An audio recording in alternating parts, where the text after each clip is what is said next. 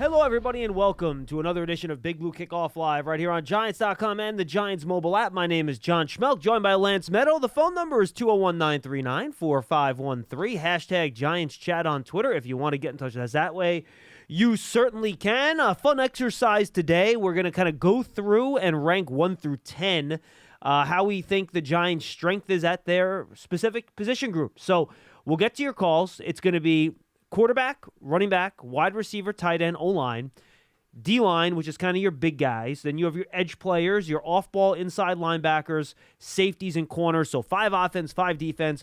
We did this separately. We haven't compared our rankings or notes on this, so we're going to find out live what they are, just to kind of give us a feel for where we think the Giants' strengths are position by position heading into this year. And then you can listen to our rankings, tell us why we're stupid and wrong. Call and give yours at 201-939-4513. Mr. Medow, how are you? I'm doing very well. It's interesting time of the year because we're beyond the draft. We're beyond the schedule release. So now we're starting to enter the OTA spring phase where some of the guys are actually going to get on the field. But this is a relatively quiet time. First OTA Monday, by the way. Correct. Mm-hmm. It's more of a time where you understand we're getting a little bit closer to football mode, but we still have ways to go in terms of the physicality picking up and obviously the men separating themselves from the boys with respect to the makeup of this roster. Yeah, this is a bit of a slow period, like you said. So we're going to take off the week of the 4th of July, but we're going to have our opponent previews in the end of June, middle of July before camp. But otherwise, we're going to do little shows like this where we do some rankings, do some fun stuff with the Giants around the league. We'll do our positional rankings within the division, which you do every year, which I think is a really fun exercise, which we've really nailed the last couple of years, by the way, in terms of how the division is ranked up in terms of standings. We've nailed that with that exercise, so we'll do that again. That should be fun. And we'll continue to do a lot of other fun stuff right here on Big Blue Kickoff Live and the Giants Huddle podcast, and make sure you go check that out. We actually just posted, Lance and I had a chance to talk to Maryland head coach Mike Loxley about Deonte Banks, the Giants' first-round pick corner. Really good information in there. I think some really interesting stuff out of Mike about not just Banks as a player, but also as a guy in terms of what the Giants are getting. And the one thing, and this before we get to the rankings, I think this is an interesting thing to talk about, Lance, that I was not aware of is I had just watched his 2022 tape. I had not gone back. And he had played basically under 3 different defensive schemes, but specifically coverage types, off, zone, man. So, when we talked about him, 2022, he was a press man corner, but he really did a lot of off and zone stuff earlier in his career. Now, that was before his college career kind of took off. So you wonder. Stock changed. Exactly. Yeah. That's probably why the new style fit his play style better, but he does have a lot of experience doing more than just the press man stuff. Well, and that experience is good because I'm sure Wink is going to tap into it. He had to play some zone. Hey, injuries are going to come up, right? You may ask him to be put in a position that perhaps you didn't throw him into the mix as a rookie. So all of that is good, but I think if you look at the resume as a whole substance-wise, it's 2022 that absolutely jumps out. And it was also interesting just to hear Mike Loxley's perspective on his personality and how quiet he is, which we're already pretty much getting a taste of here at the Giants facility. Not a man of very many words when it comes to his interaction. Yeah, and the other interesting thing I thought that he brought up, and again, go check it out. I think it's more than 15 minutes. It's about 21 minutes or so. It was a really good interview, so go check it out in the Giants Huddle podcast feed. He talked about how... I'm glad you consider it a very good interview considering you took part in it, so, we want to make sure that I wouldn't commend say ourselves. It was a very good interview. I was just giving you a hard time. Don't worry, all good. Don't worry. No harm, no foul. But I think the other interesting thing, you talk about how he basically has gone back to finish his degree and is, in the library doing all his work. And he said, look, a lot of these guys, football season's over. They'll basically take that last semester off and be like, yo, I'm out. Peace. And Deonte Banks has gone back and on his own without having to get bugged or whatever, cajoled, has gone there to finish his work. And he's very conscientious, and I think that's something you can carry on to the football side of things where he's a serious student. He'll take the game serious as a professional. And those are the little things that we don't know about from watching tape that his coaches in college would know about. So little nuggets like that sprinkled throughout that I thought was a good insight into the Giants' first-round pick. Well, the one thing he highlighted in our conversation was he said, listen, when he's talking to the group now on the Maryland roster, he uses Deonte as an example. He says, all the years he was here in the program, I never had to have one conversation with him about anything off the field. So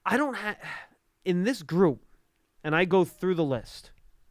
Is there anyone that I would even, given the health of some of the players here, that I would say, all right, you know what? On most teams in the league, this would be a firm number 2 for me on a roster. And I just don't know if I can even find someone, again, given the health and with some of the guys that, look, if you look at the other wide receiver groups around the league, how many of these guys in the Giants wide receiver group would be a solid starting 2 in other wide receiver groups in the NFL? Well, I think Hodgins could be a 2, and I think Darius Slayton maybe on some teams depending on their depth. Outside of that, yeah, I mean, because of injuries and everything else. Any of these Giants wide receivers, would they crack the top 2 of any of the other teams in the NFC East? In the NFC East, no, they would not. No. Yeah. So that's what, and again, I do think there's a lot of potential. I think there are a lot of good, talented players, and I think this is going to, our ranking is going to be different here. I'm taking more, I want the difference-making players at the position, course, yeah. and that's going to be more important to me in my rankings. You're more concerned with depth. So, wow, I knew we'd be different on that spot. I didn't think it'd be 110 different. Okay, so that's where we sit there. Defensive line is my number 1. You have Dexter Lawrence, you have Leonard Williams, who are both Pro Bowl, all-pro level players. There is no other position group where you have 2 guys that could be Pro Bowl or all-pro level players. Throw in the fact behind them, you have A'Shawn Robinson, who has been a consistent starter in this league for a long time. Nacho has been a good starter in this league for a long time. And you have a young guy in DJ Davidson as well, and a young guy in Jordan Riley behind them. So I think it's a combination of star power and depth at that group that I think makes it the strongest position group on the New York Football Giants. Where do you have defensive line? Yeah, I had defensive line number 2. Okay, right so go ahead. Receiver. Make your case. Well, I mean, pretty much I felt the same thing. I don't love the substance and depth as much as wide receiver. I think it's top-heavy, the position, which you outlined. You love Dexter Lawrence and Leonard Williams. A'Shawn Robinson and Nacho are 2 really good run stoppers, but it stops there.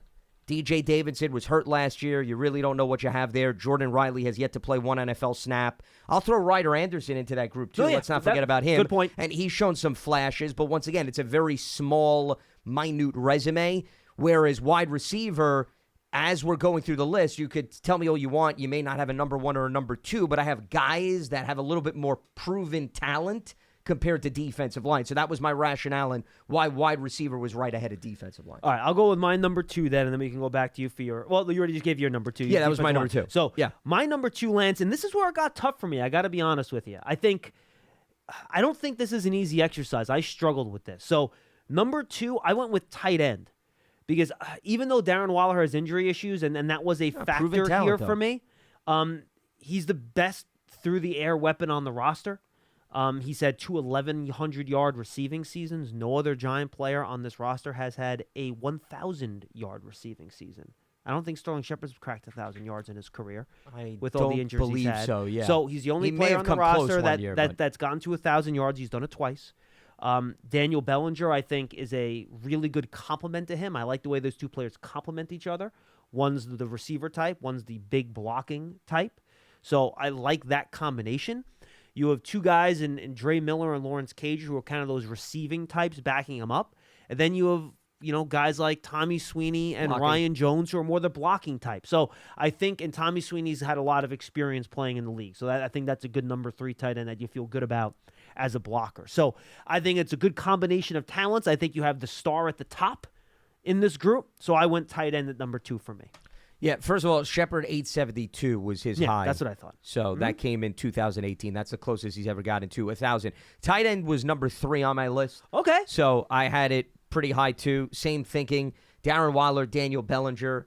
I think you really like their receiving talent that they bring to the table. Tommy Sweeney is a solid blocker, and Cager is sort of the middleman receiver / tight end because he's still working on making the transition. There's versatility at that position, and you want that at the tight end position. You don't want to just have all receiving guys. You want to have some blocking. You want to have some maybe middle guys who are a little bit good at blocking / receiving. So that was appealing about that position, and also, once again, which is a theme in terms of my reasoning, proven talent.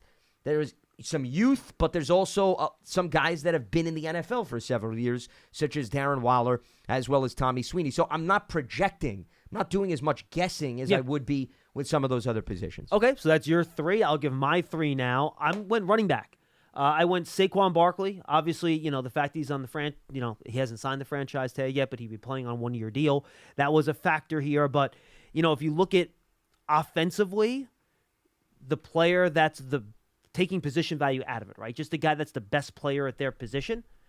Barkley is probably the best player at his position of any player on the Giants offense, except for maybe Andrew Thomas at offensive tackle, right? If you take like league-wide position rankings, Barkley's probably higher on the individual list than any other player except for Thomas. And the problem is that we're not doing, offensive tackles. We're doing offensive lines, who's only 20% of that group, right? So I went running back here because you have Barkley. We know what he can do.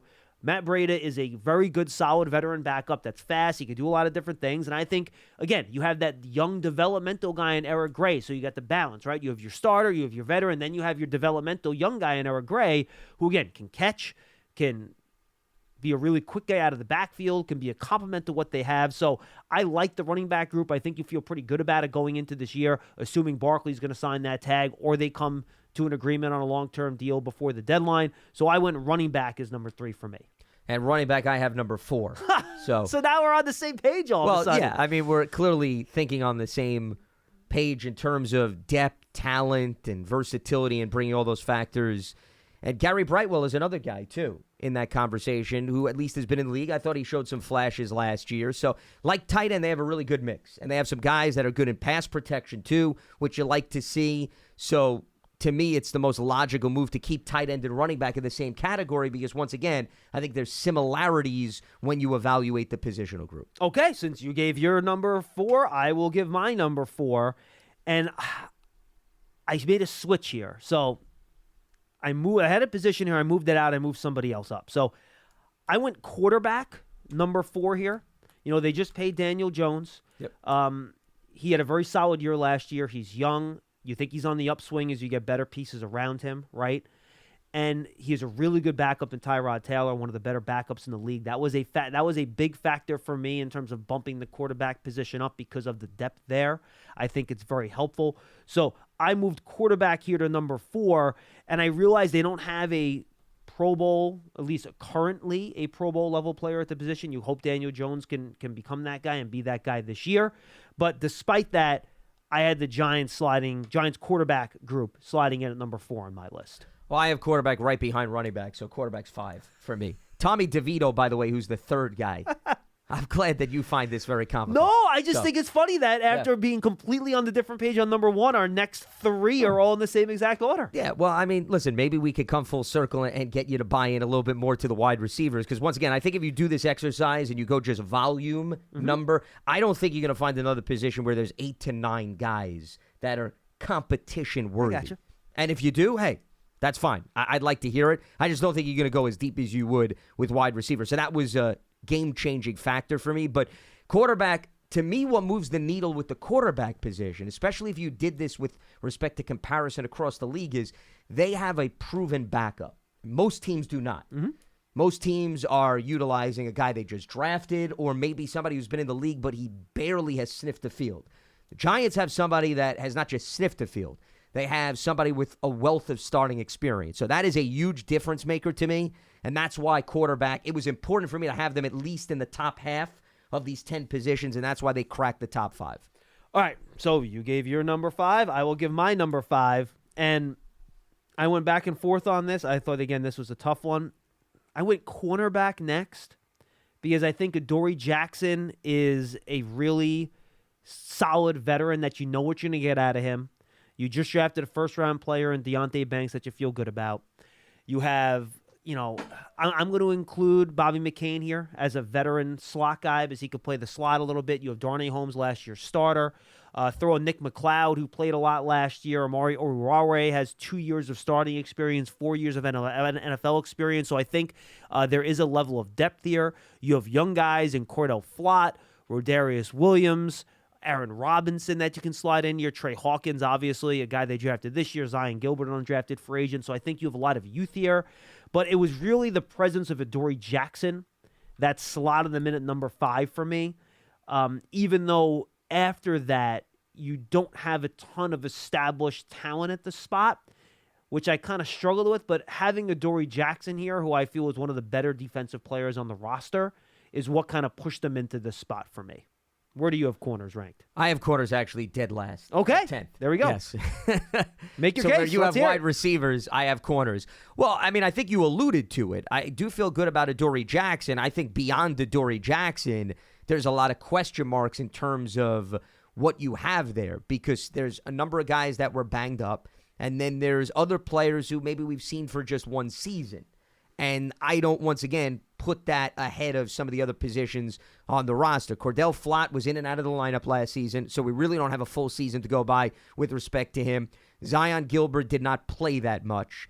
Then you look at a player such as Aaron Robinson. Okay, there's another guy, right? I think he could be a really attractive player, but once again, he suffered a significant knee injury last season. Trey Hawkins hasn't played one snap. Redarius Williams has been also in and out of the lineup, so we really don't have much to operate with him. I'll give you Nick McLeod. Nick McLeod was a pleasant surprise. Has been in the league for a few seasons. So, okay, maybe you have a little bit more to go by with respect to him. And Darnay Holmes has been in the league, but I don't know, once again, how secure you feel about both of those players. Deonte Banks, listen, I think highly of him, but once again, hasn't played one NFL snap. I get it. I'm not going to give him the benefit of the doubt if I haven't done that for other players. To me, it really comes back to Oruwariye, who's the former Lion, but he has yet to play in this system. So the more and more I look at this roster top to bottom at corner, I see a lot of question marks, and Adoree alone on an island doesn't help to me offset the rest of that group. Okay, so who is your number 6, I believe, is the next one we have to get to on your group, right? Yeah, number 6, I went with offensive line because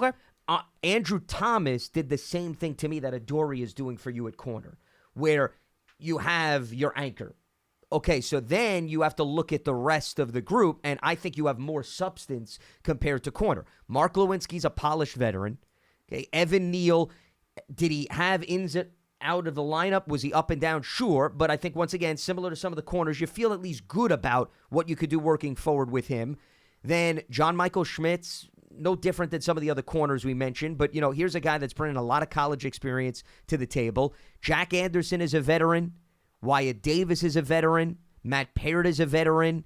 Azudu is more of a question mark with McKeithen, similar to the corners, and Eisenhower is a veteran. So And Bredesen. And Bredesen too. So, I think there's more actual snaps that you've seen on the field in comparison to cornerback. So that's more of a reason why, to me, it's easy to put offensive line ahead of corner. See, I think I have the offensive line at 7. I think the future of the offensive line is bright, and I think next year this could be maybe even the 3rd group on this list. It's just that right now, 3 out of the 5 spots, we're not quite sure what we have yet, right? That's fair. Yeah. You kind of know what Mark Lewinsky is. You know what Andrew Thomas is. But you're not quite sure yet what Evan Neal is. I think you feel great that he's going to develop into a really good player, but we haven't seen it yet. So we have to see. You think John Michael Schmitz is going to be a really good rookie center. We haven't seen it yet. Yep. So until I see those guys become what I think they're going to be, I can't just assume they're going to be that guy. And then we don't know who the left guard starter is. I would like for it to be Josh Azudu, but it could be Bredesen. Again, solid veteran, that'd be fine. But for that reason, I slid them down just a little bit, just because I don't know what we have out of those guys yet. And that's kind of why I moved them down. See, you have 3 starting corners, right? And Adoree's 1/3 of that. Thomas is just 1/5 of your starting offensive line. That's why I had them a little bit lower, per se. So I'll go to my number 6 then. 6, yeah. I had edge. And the reason this is lower than I think some people might be surprised by, like, well, hold on. You have, Kayvon Thibodeau and Azeez Ojulari, their 1st and 2nd round picks. They both have double-digit sack potential. Yes. Well, who are your other guys? And I think that's why they're lower than I think a lot of other people would think. It's, you have Jihad Ward, who's a good veteran, stops the run. I think you know what you're getting out of him. But then you bring back O'Shane Zimenez as a late re-sign. You have Ellerson Smith, who, again, has the physical attributes you like. Just haven't seen it. He's been hurt. He hasn't been able to get on the field yet. So, and Azeez Ojulari has injury concerns. He has had trouble staying on the field too. So that's why they're a little bit lower, but I like the strength and potential at the top, which is why I have them at number 6. I have the edge right behind the offensive line at 7. So I was exactly thinking the same ballpark. Tamon Fox is another guy that I would throw into that conversation too. But once again, outside of a few flashes last season, I don't think you're banking the future of that position. And I think Baldonado's intriguing as an undrafted free agent out of Pitt too. I like his size. I like his resume. But yeah, it really goes those two young guys, up-and-comers in Ojulari and Thibodeau, and then Jihad Ward. But Jihad Ward's not a big sack guy. We know that, right, in terms of his career. And Ojulari, listen, you've seen seasons where, he's led the team in sacks. But the problem is, are you going to get 7 games out of Ojulari? You're going to get 14? You're going to get 17? I don't know. It's a huge guessing game. So that's another reason why I put them behind the offensive line, because with offensive line, and all of these positions that we're talking about have question marks, but I don't think offensive line has as many injury concerns as pass rusher does. I agree with that. And I remember, think that's true. Thibodeau also missed the beginning of last season because he got a knee injury in the preseason and missed the first few games. So that's another thing that I think downgrades that group just a tad. Okay, so let's go to your next group. This would be number 8 on your list, I believe. Who do you got? Number 8 on my list is safety. Me too. And safety goes back to, okay, well, you got your star player who you feel good about in McKinney. Jason Pinnock is a veteran who filled in, I thought, nicely last year. I included Bobby McCain in the safety conversation. I know he could be a slot corner too, but that adds more veteran presence. Dane Belton, when he came back from injury, I think he showed us something, but that doesn't necessarily upgrade the group because it's the same thing. There's a lot of question marks there. And, Owens, who you just drafted out of Houston, we don't know what he brings to the table, but that foursome with 3 veterans, John, in that group, which is a lot more experience than we're talking about elsewhere on the roster, I think you could easily make a strong case for that group to be 8th. Yep, I agree. I have safety at 8, all the same reasons you talked about. I think Xavier McKinney, have we had the breakout year from Xavier McKinney yet? In your opinion, have we seen all right, we know how good he can be. I think we all thought last year was going to be it. Then he had the hand injury. Yeah. So I would say no then. Yeah, I agree. I don't think we've had that, that's what Xavier McKinney can do type. Remember, the first year, his rookie year, he lost 6 games. What, 10 weeks due to injury, whatever it was. And the first 2 weeks, he only played a handful of plays. So he basically lost 3/4 of the season. He played a full year in his second year. Then he had the hand injury last year. So we haven't really seen him, I think, had one full season, get going yet. So I think, remember, this is the last year before he's a free agent. So he's playing for money at this point. As well as winning games, obviously. Sure. No, but it's a huge year from a financial standpoint because he wasn't a first-round pick. You don't have the option. So I think this is a monster year for McKinney to show that it's more than just potential. And he could turn those potential into plays and game-changing plays.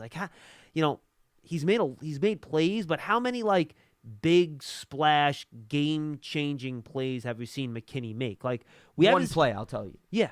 I was just going to say, the Raiders pick 6 right at the beginning of the second half off Derek Carr. That, to me, is the one play that comes to mind. And that was off a deflection? No, I think he got a clean break on it, if I recall. Over the middle of the field? I'm trying to remember on the play. Sideline. Derek Carr, I think, threw that's sideline. Right. He was throwing the Hunter Renfrow the quick out, and he jumped McKinney it. That's jumped right. around and then took it to the house. I remember it now. Thank you. Yeah. No, that you're right. To me, that's the play. That was a really good play. But I think it's been more, all right, well, McKinney doesn't let guys get behind him. McKinney he doesn't miss assignments. He doesn't make those mistakes that you don't want to see a safety make that kills you, which is, frankly, 80% of the battle for a safety. You have a safety that doesn't allow big plays. Guess what? You have a good safety because that's the whole point of having a safety back there. But I think we need to see more of those for him to more of the have opportunistic that plays. breakout year. Correct. Because I think if you look at the top safeties in the NFL, I do think, yes, they don't give up the big plays, but you think about them with the interceptions, the touchdowns, the forced fumbles, getting a sack here or there that all of a sudden changes field position. He had the big tackle on Hawkinson to close the Viking game. That's another one. That's very fair. And remember, he was playing with the with the wrap, with the big club on his hand too. So yeah. Once again, I'm not trying to take anything away from McKinney. No, he's me a neither. really good player, but the more and more we're having this conversation, and I still stand by, there's no bigger year ahead on anyone on the roster than, to me, Azeez Ojulari. I think Ojulari's number 1. McKinney is right behind Ojulari when it comes to financial gain and statement opportunity. Yeah. Those are the 2 guys this season. 100%. Well, the Giants have to make a decision. Ojulari at least has one more year after this one, well, right? But I think you're still waiting for also him to put it all together where he stays on the field. I agree. Too. 100%. All right, so we both have safety. I'll go to number 9 then. I think we both have the same number here, but I think we both know who our last group is. So inside linebacker for both of us would be number 9. And again, I think you have Bobby Okereke. You feel good about that. He's going to be really solid, even if he's not like a Pro Bowler or All-Pro. You know you're going to get really good play out of him. But then who's your second guy, right? Is it Darian Beavers? Is it veteran Jarrett Davis? Does one of the Carter Coughlin, Cam Brown, Micah McFadden group break through? I wouldn't count on that.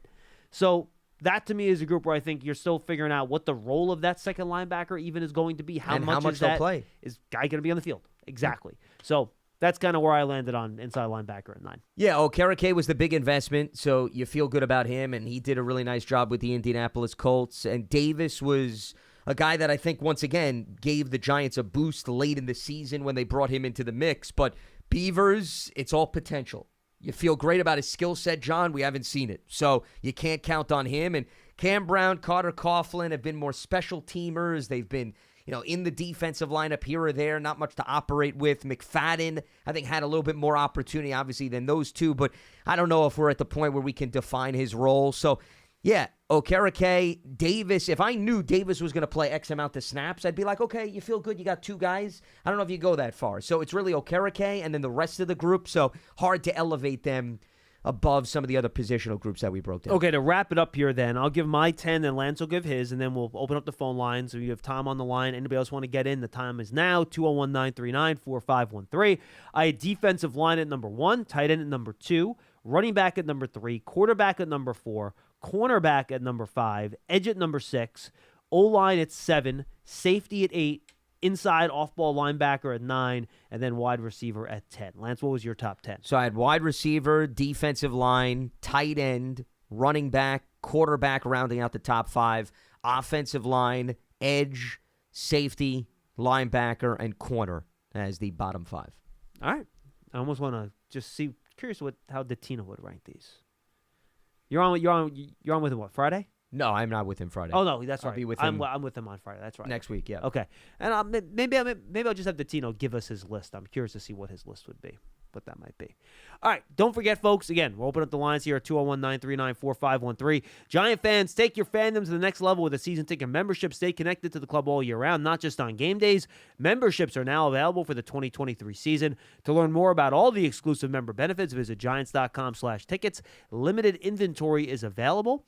The Giants' official connected TV streaming app, Giants TV, brings original video content and game highlights on demand and direct to Big Blue fans. Giants TV is free on Apple TV, Roku, and Amazon Fire TV, and the Giants mobile app. All right, let's go to the phones and say what's up to Tom in Stratford, Connecticut. He's up first. Tom, what's going on?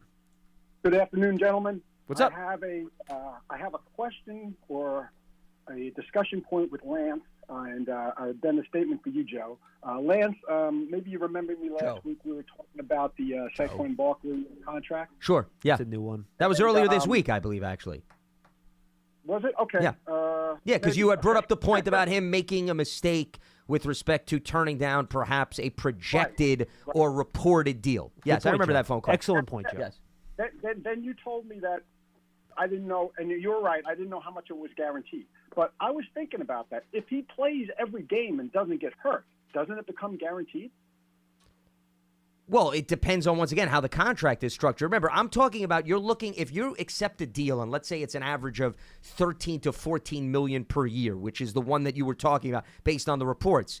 That's right. Over the course of 4 or 5 years, depending on how long the deal is. Probably 3 or 4. Yeah, but that also doesn't mean that you're getting $14 million evenly across the board. The way contracts are worked is maybe it's top heavy. And maybe most of the money then on the back end is not guaranteed or whatever it may be. I'd have to look at the point is, Tom, the structure of the contract. It's not so simple where it's 14, 14, 14, 14. So I don't think that's a fair comparison. Yeah, because that's what I was getting at. Tom, what you could have, you could like for example, let's say we'll make the math simple. Let's say it's a 4-year, $60 million contract, right? $15 million 15 a year. apiece. Okay. But let's say 40 of that million is in the final 2 years and none of it's guaranteed. Yeah, well, I mean, that changes things. Right. So then you're only really getting $20 million in your first 2 seasons, and then and let's be honest, no one's paying a running back on a $20 million cap hit in 2 years. So those are fake years in the contract. So Lance is right. The details on these things do really matter. Well, and just since you weren't here for the conversation, and Tom, I'll let you continue just so you understand the context. My argument was that I would not fault a player, and we don't know whether or not these reports are believable or not,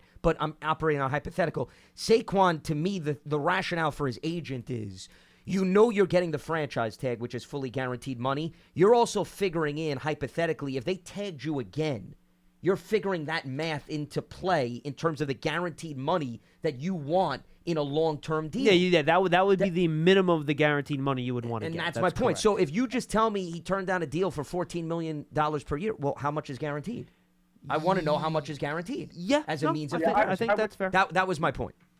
I was assuming it was equal across all 4 years. So yeah, but that's not how most contracts do not operate like that. That's why I laugh sometimes, Tom, when we talk about who has the highest average annual salary. Most players and agents, they want that so they could be the title holder. It doesn't hold any weight because more often than not, you're not getting the same guaranteed money across the deal each year.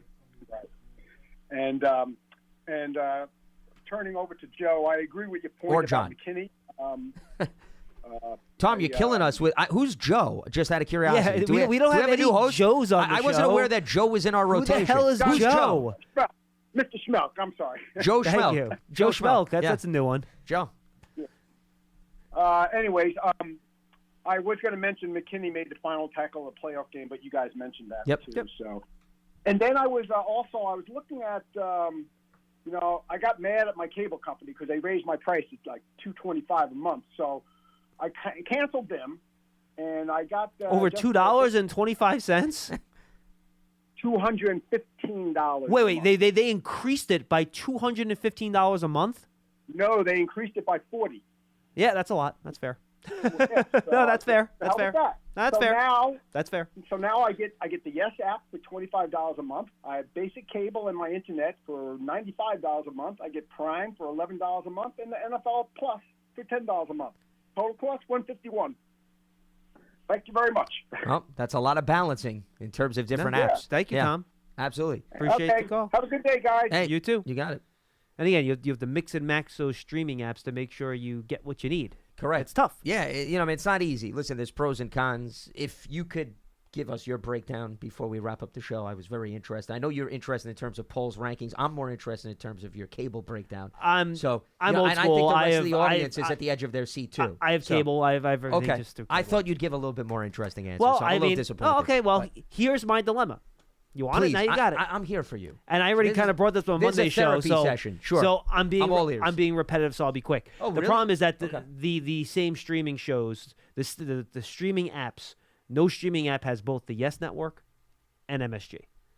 So I need MSG for my Knicks. I need Yes for my Yankees. Okay. But no, in the one individual streaming app has both of those. In fact, only one streaming app has MSG, Fubo TV. So I'd have to get that, but then once you get Real that world problems. separately, Yeah. and you're paying for the actual cable hookup, right? adds up in the end. And you're paying for Yes, and then you're paying for your other streaming services to get what you need. You're almost back to where cable cost anyway. I agree So with you. it makes it very hard to mix and match. That's why I don't know. I mean, listen, everybody to each their own. I think convenience It's is easier. worth paying for. Yeah, no, it is. If you got to pay a little agree. bit more for convenience, I'm all for that. Where you can flip the remote and you got everything at your disposal, and you don't have to worry about the computer, the phone. Live sports are important to me. I mean, it just is. I don't know what gave that away, but Yeah, I'm I know. glad to hear that. My That job, live profession, sports is maybe? important. Yeah. Wasn't sure. The jury was still out, but glad you clarified that. So, I was more concerned about the other needs and necessities, the TV shows, movies, and all that other things. But Now, if you could have all of your programming delivered on DVDs, I think that would be the ideal it situation makes life, for you. well, I mean, listen, I'm not that old school I'm old school, though, in terms of one cable company, and that's it. I've got everything I need. I'm not into the phone, to the computer. Do you think Paul has a television in his house that is still only connected to an antenna of some kind? It's like I could see in the basement. Or the bedroom, maybe? Something like that? Well, I'm thinking more the basement. The basement that I think he has one of those old, tube TVs with the gigantic back. Oh, he definitely has right? one of those. That's no what I'm question. saying. Not the flat screen. In fact, I think all of Paul's TVs are the big with the big back. The big too. I don't think he has those one flat cumbersome screen. things Of that course, weigh yeah. a ton. Mhm. Yeah, and that you always wait to see if it dies, but those usually lasted. I don't know No, about they you. do last a long time. I mean, you could have a TV for like 25 years. Yeah, I know. They don't make them like they used to. Yeah, it's a but shame. the question is, does he have one of those that's just hooked up to either an antenna on top of his house or rabbit ears? Does he have one? Does he have a TV in his house that's not connected to cable? I think he's a little bit more high maintenance than that. So I would say everything is hooked up to cable. I'll go that. Now, the question is, though, let's take this a step further. Do you think it's a black and white TV? Well, I was going to go. You took it maybe one step a little. I was going to say, what about no remote, where you actually physically need to walk to the TV and has the dial? And correct, you got to dial it. Now, remember that. Remember the old ones? Not just that. You had the VHF dial, and then you had the UHF dial underneath it, where you had the different UHF ones, which none of them ever actually really worked. But you had the 2 dials and no remote control. Yeah. See, kids today, they don't remember what it's like to actually have to get up from the couch. My dad made me get up from the couch to change the channel for him. There you go. I mean, no shoes on in the ice cold, too. Yeah. All that stuff. And what happens if you don't have a rug? It was, you don't know. Yes, It's something that absorbs and adds a little bit more warmth. So, these are issues and problems that we're going to get roasted for this. Part of society, I don't think, has to deal with today. And we should probably talk about it more often than not. Because, these TV therapy sessions? Yeah, TV therapy sessions. It should be, and how good, the younger generation, not that I'm an old man, but, how they have it really good and convenient. Well, I have actually tried to explain to my daughter, who obviously just uses Disney Plus and all these other streaming apps. Of course. And I tried to explain it to her. I'm like, she'll complain. Like, well, I want to do this. I want to do this. I want to watch this. I want to watch that. I'm like, Clara, you got to understand. Like, when we were younger, and when your mom and I were younger, like, we couldn't just watch any show we wanted at any time. We had to, tune in to a certain time. They didn't put everything on demand. And if you missed the show, you just missed the show. And you couldn't just, go back and watch it. Yep. And she can't even, fathom what that means in terms of, a show coming on at a certain time. It's beyond her understanding. She doesn't get it. And it's well, because now, different. a lot of the shows, they put out, all 15 episodes, and you just consume it all at once. Whereas, you'd actually have to wait, okay, Thursday at 8 o'clock, my show is coming on. Also, the VCR concept, too. I mean, I know we have DVR now. Yeah. But what happens when you take the tape out and you got to clean it with the liquid? Okay, how about that? Or, or what about the thing phrase, the tape? And then you're screwed. Yeah, you taped correct. your program, okay? You're looking forward to getting back to it, and then the thing is like Swiss cheese. Well, the worst part was when you actually had to set the VCR timer, to set the VCR to, if you're not home to hit play and record, well, it's the there same was a way to as the DVR. Yeah, but it was a lot more complicated. Well, no, sure, because you had to have because the VCR had to be set to a certain channel, depending if it was the cable box or something else, and then the TV had to be set to a certain channel. Sure. And you had the old box. Sometimes you had to plug the old coax cable into the little gray box in the back, and then that into the TV with the video game system, and you had to get that in the mix too. The red, the yellow wires. It was the whole thing. So you were in a 50-50 shot that you even set the VCR correctly so it would record at the same time. It was tough living. No, 100%. So yeah, but she always complained. When you said, you can't watch the show now, you got to wait. Well, I don't want to wait. It's going to take forever. And then I'm like, well, you back in the day, you always had to wait. You couldn't just watch them back to back. Well, what show? The Disney shows. I mean, I'm not that read up as you are. Clearly you have to balance your portfolio a little bit more than I do. I wasn't either 5 years ago, by the way. No, but do most of those shows, they don't just put them all on demand? They come out on a weekly basis? Oh, no. It was just one of those where I didn't want to watch any more TV. So I said she would have to wait to watch the next okay. one. So it was more of you being a parent. Correct, yes. Okay, I thought she was complaining that she wanted to see 5 episodes and they only had 2 No. Okay. Yeah, I mean, basically all the shows she watches have all been out already. She doesn't there aren't any new releases at this point that I think she's looking forward to. So it was just you putting your foot down and saying enough is enough. It was me trying to be a good parent. Okay, yeah. Try being the operating word there. That is the key operating phrase, yes, in quotations, by the way. Absolutely. Sure. 201-939-4543. That was 10 minutes of the show. Excellent. We have only 15 minutes to go. If you want to give us our next episode, I know. If you we'll want be breaking down. And if you want to give us a call, by the way, in the next 15 minutes, kitchen knobs. You certainly can. And how stressful it is. So we've been recording a couple Bob Papa huddles with the coordinators that'll be coming out over the next month in the studio. Did Dalvin Cook get released today? Has that happened yet?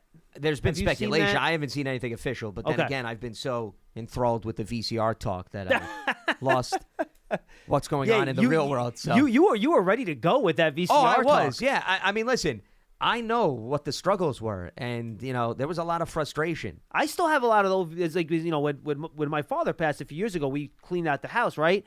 And hundreds of VHS tapes, just like all over the place, hundreds of them. Movies are we talking about, or just like home videos? Yeah, no, mostly movies. And what my dad did when he was getting older, he would the old Western channels. He would record the old episodes of Gunsmoke and the old westerns that he really liked, and he'd record them all back to back to back on VHSs. So he would have all those. But also you find those old sports VHSs that they used to make. Obviously you have all the platinum versions of the old Jordan tapes, the Come Fly With Me's. But, the NFL used to put out a bunch of old stuff. You would, you had a bunch of ranking videos, the 100 greatest running backs, the greatest quarterbacks, greatest wide receivers, greatest games of all time. And, I came across all those old videos. They would release with Sports Illustrated a team video for every team at the end of every year. They did for the NBA too. Yeah, so you would have that too. So we found all these old VHS tapes of a lot of the old, a lot of old Giants tapes from 86 and 91. A lot of that old stuff, which was a lot of fun. Yeah. No, I have even wrestling tapes too. Of pay-per-view events too. Which WrestleManias, all that stuff. All those for sure. Yeah, my parents did transfer all of our old home videos over to DVD. They did that a while ago for this very reason. But I haven't transferred, some of that wrestling stuff over too. And there's even stuff, from things that I did, like project-wise, or, I was on WABC once, I have that on a tape, and I never moved that over, too. And, I probably should do that, or else it's going to get to the point where, A, you're not going to be able to play it, and B, the tape is going to wear down over time. You're just not going to have access to it. It's true. And it's actually pretty impossible to find VCRs now. And if you buy them on the secondary market, they're really expensive. They're Are they really? They're $300-$400. They're wow. But if you go on eBay to try to find a VCR, not cheap.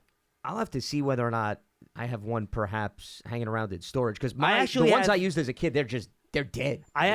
We actually had bought a new one for my dad a couple years ago, and he had not opened it yet. So we actually have one. I have an box? unopened DVD VCR combo box in my basement. Wow, that is unopened. But you haven't tried to hook it up, or no, I have not. Like that. But it's not old. It should work. No, maybe definitely hold on to. Oh that. No, yeah. Because no. You never know when that could come in handy. No, that is not going anywhere. Sure. Oh, thank God. Jason in New York. Jason, go ahead, Lance. You got something else? No, I was just going to say, no, in all seriousness, Dalvin Cook, there's only speculation because supposedly the Vikings took his name off of some promotion. No, it was Madison. Alexander Madison. It was their Twitter page banner. Okay, they took Cook off and they put Madison. So obviously everybody reads into that. But no, I don't think there's been an official release to answer your question. Okay. There's just been speculation. Yeah, I was really surprised. I figured if they would have done that, they would have done it. I don't see how the cap space helps. I guess maybe they have to sign their draft picks, and that's why they need the cap space. Or wait till June 1st or whatever. You could always designate them in June 1st. You don't have to do it now. Yeah. They have a veteran quarterback in Cousins. I felt like they'd be really trying to win this year still, which it was just a little surprising to me. That's but once again, that's all speculation. Yep. Nothing official at this point. All right, let's go to Jason in New York. He's up next on Big Blue Kickoff Live. Hey, Jason. Hey, guys. How you doing? Hey, thanks for calling in, man. What do you got? Thank you. Big time fan. You guys love your show, guys. You guys are amazing. Thanks for tuning in. You really do keep us involved. Joe does a great job. Just want to pop out with amazing what the Giants have done in the last few years. Long time Giants fan. But just amazing. That's pretty much what I want to just say. I'm happy. I'm hoping Saquon actually signs something. We're secured with him. Give me one opinion that you hold strongly about the team, Jason, that we can try to play off of here. What do you got? One opinion. I think Daniel Jones has strongly changed my whole opinion about him. 3 years ago, I could do without him, and this year, he's really proven he has the skills to be just as good as Eli is. Okay. That's a good one. I like that. Very good. Just out of curiosity, Jason, what was it that sold you this year of all the things that happened, skill set wise? I tell you that he was the leadership and just going through the process and, having, the consistency of the coaching staff, what they did this year with him, really brought him around to show that his skills are there. Because, he's not fumbling the ball. He's not throwing the massive interceptions.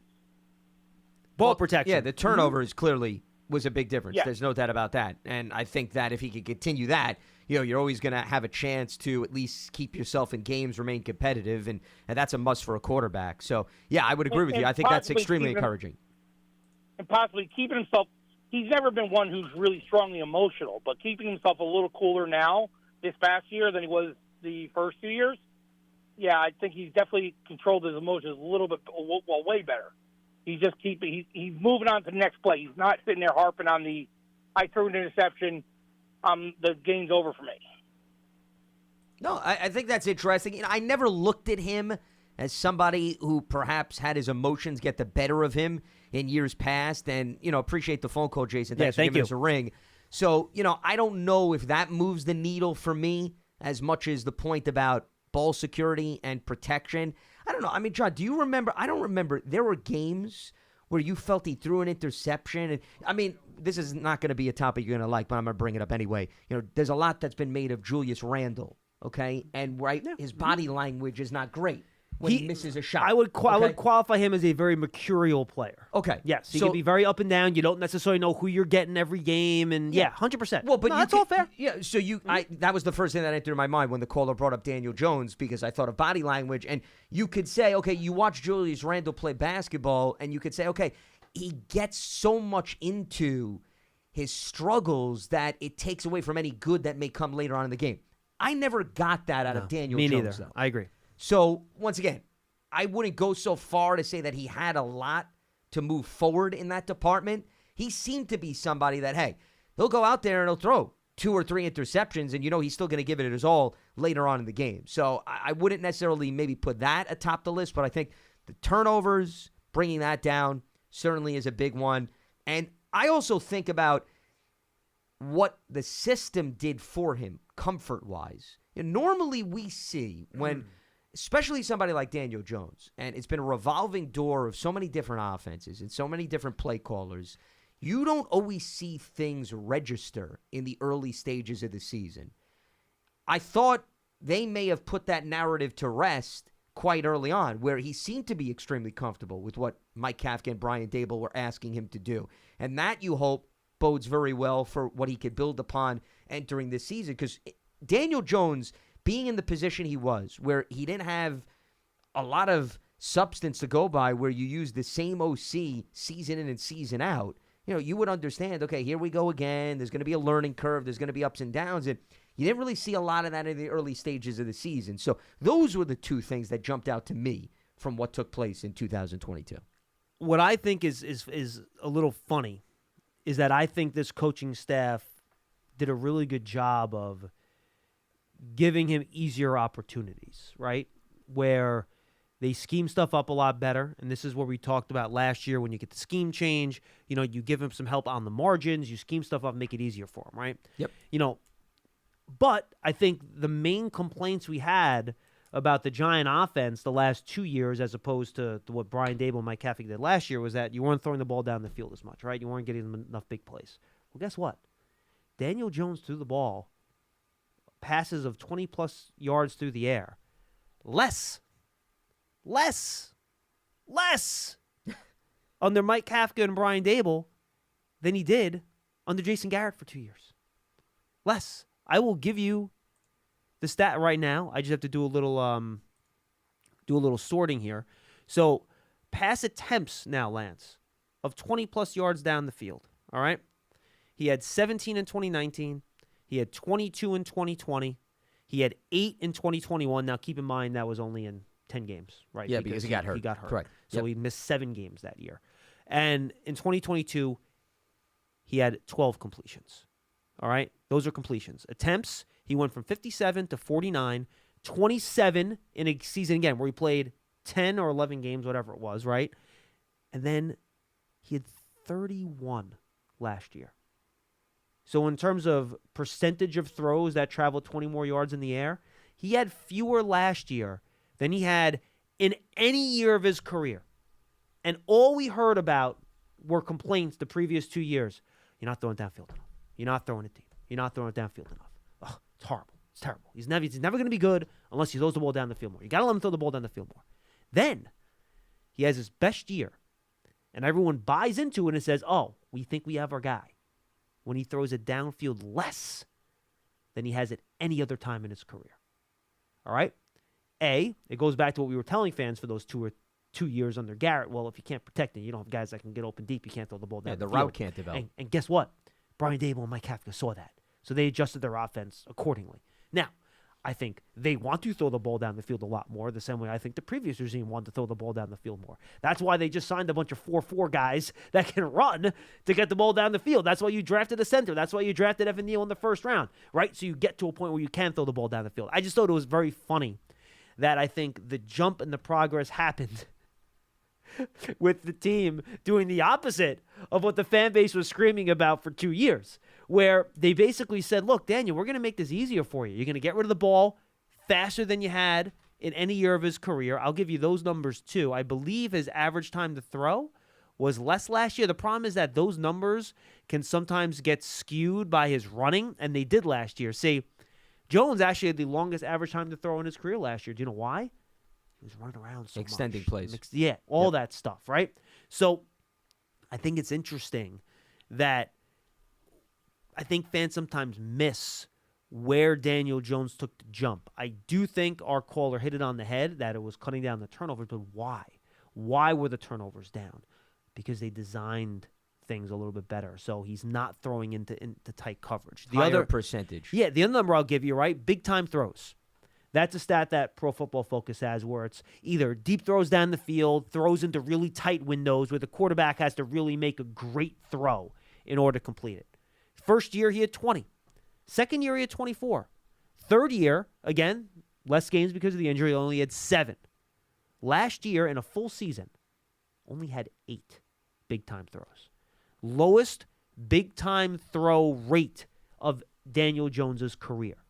Because, again, they figured out ways to make it easier for him. They did run the ball a lot. They didn't put him in a lot of third and longs. And again, in a lot of those key third downs, it wasn't Daniel Jones throwing the ball for first downs. It was Daniel Jones running the ball for first downs. So I think those are a lot of the areas where I still think there's room for growth is to start keep the turnovers down still, but get the big-time throw rate up. Keep the turnovers down. Get more throws down the field. Now, can you keep the problem solved, but create more explosive plays and be a more productive quarterback in terms of yards and, average depth of target? Another perfect example, right? Daniel Jones's average depth of target last year was 6.6, lowest of his career. He threw more short passes last year than he ever has. His first year, 8.5 average depth of target. Second year, 8.2. 7.4 in 2021.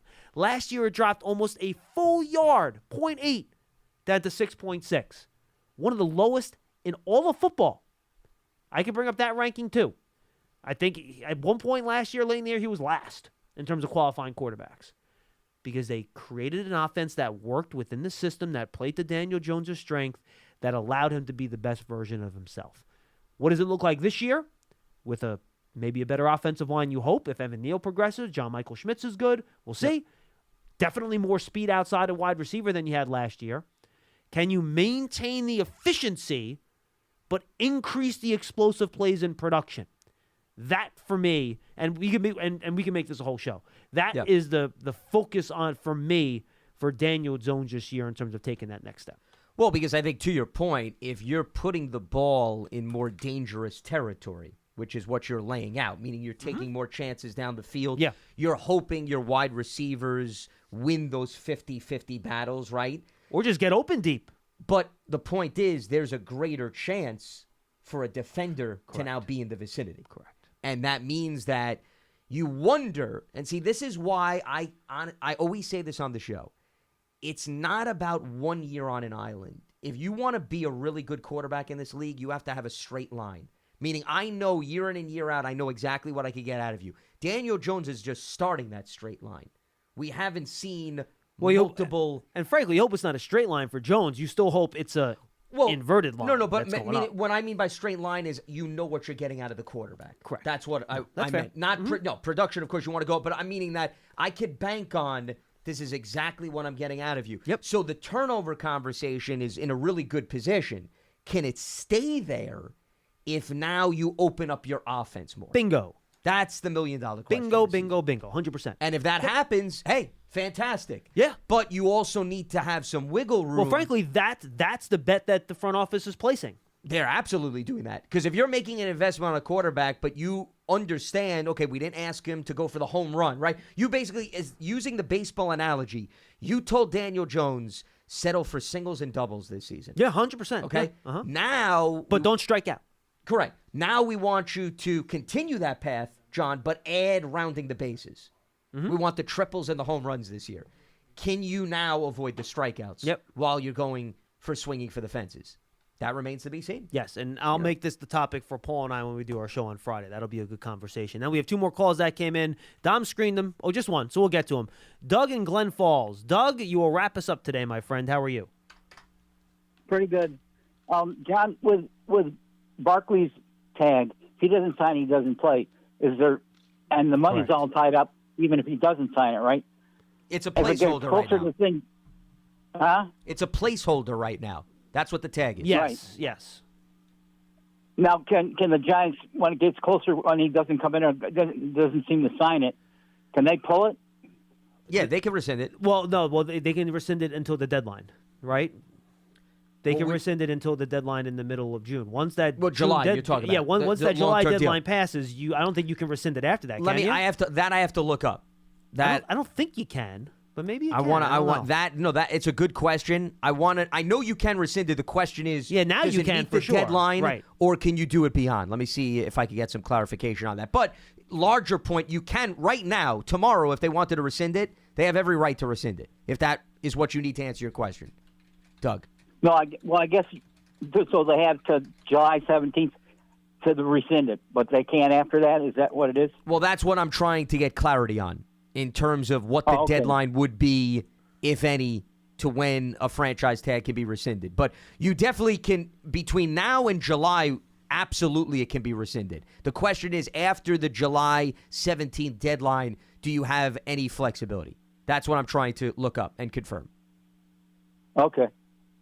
Well, I guess, are you concerned about this from a financial perspective? Is that the point of the question? That you're thinking about what they can use the money for? Well, I know that he practiced at home, but I remember Michael Strahan when he held out the year 2007, and it took him like 4 weeks to get up to speed with his timing and all that stuff with his rushes.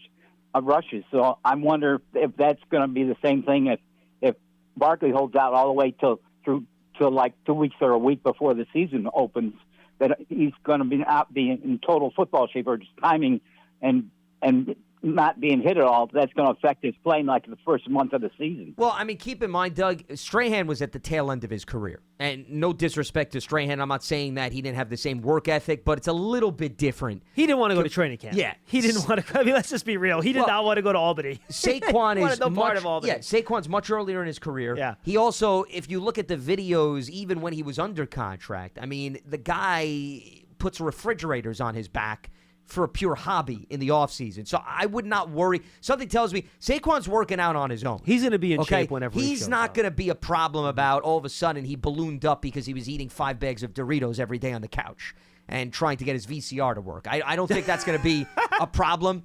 I think the bigger... No, I'm not concerned about his diet. I just think because him not practicing with a team, when his timing and stuff like that would be off with blocking and stuff like that, for running plays. He knows this offense, though. See, I think, Doug, it's a bigger concern. If they had a new head coach and a new scheme coming in this year, I think you have more reason to be concerned. The fact that he's been with Kafka, he's been with Dable. Yeah, I think he'll be fine. I really don't think. Yeah, I wouldn't be worried about it. It's an issue at all. Yeah, I'm with Lance on that. Yeah.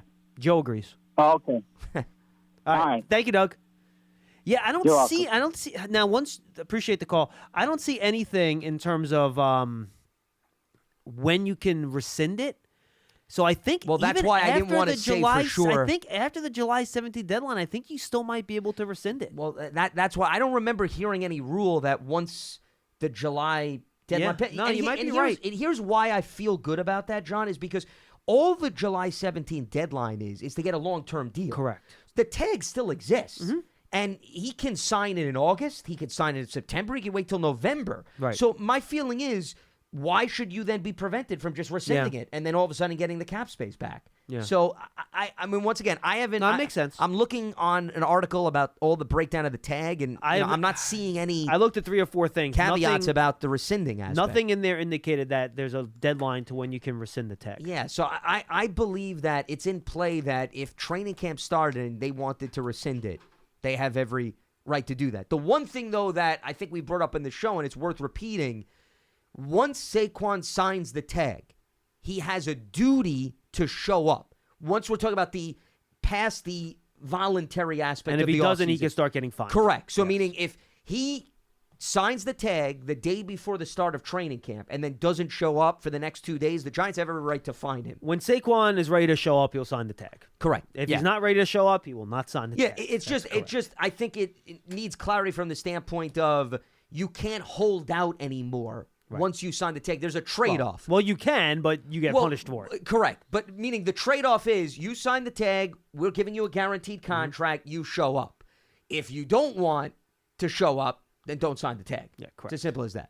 All right, everybody, thanks for being with us. If you made it through the VCR conversation, we had some good talk on Daniel Jones at the end of there. And again, Paul and I will make that our full topic when we do our show starting up on Friday, where Daniel needs to take some improvement this year. For Lance Medow, I'm John Schmeelk. Thanks for joining us on Big Blue Kickoff Live. We'll see you next time.